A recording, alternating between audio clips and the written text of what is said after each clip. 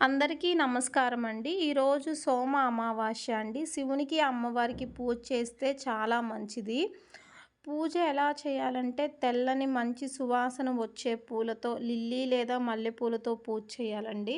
నేనైతే ఈరోజు మా ఇంట్లో ఈ విధంగా పూజ చేశాను. నాకు లిల్లీ పూలైతే దొరకలేదు. అందుకోసమని మల్లెపూలతో పూజ చేసేసానండి.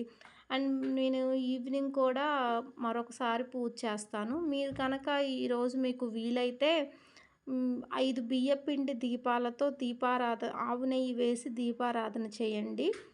అదేవిధంగా ఆవు పాలతో ఏదైనా నైవేద్యం చేసి పెడితే శివునికి చాలా ఇష్టమండి ఈరోజు.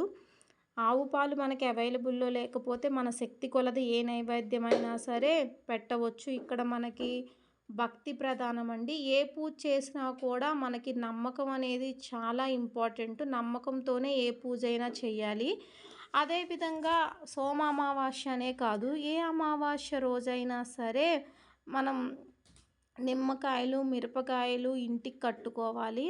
అదేవిధంగా మన ఇంట్లో ఉన్న నెగెటివ్ పోవాలి అంటే ఇంటి చుట్టుపక్కల వాళ్ళ దృష్టి మన ఇంటి మీద తగలకుండా ఉండాలి అంటే నిమ్మకాయని తీసుకొని 2 భాగాలుగా కట్ చేసి ఒక భాగానికి పసుపు, ఒక సగ భాగానికి కుంకుమ అద్ది గుమ్మంకి అటు ఇటు పెట్టాలండి.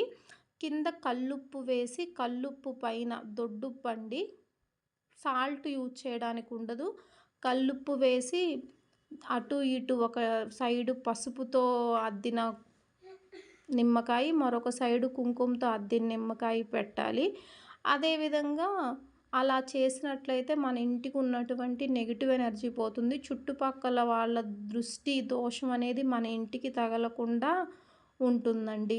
అదేవిధంగా మనం నిమ్మకాయలు, మిరపకాయలు తీసుకోవాలండి.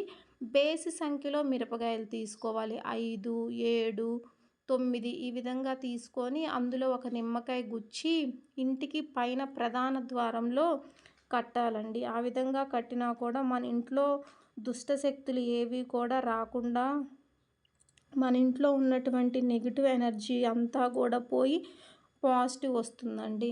అండ్ మీకు వీలైతే కనుక ఈ సోమ అమావాస్య రోజున రావి చెట్టు దగ్గరికి వెళ్ళి రావి చెట్టు మొదట్లో నీళ్లు పోసి రావి చెట్టుకి పసుపు కుంకుమ మొదట్లో పసుపు కుంకుమ రాసి రావి చెట్టు చుట్టూ 108 ప్రదక్షిణలు చేయండి.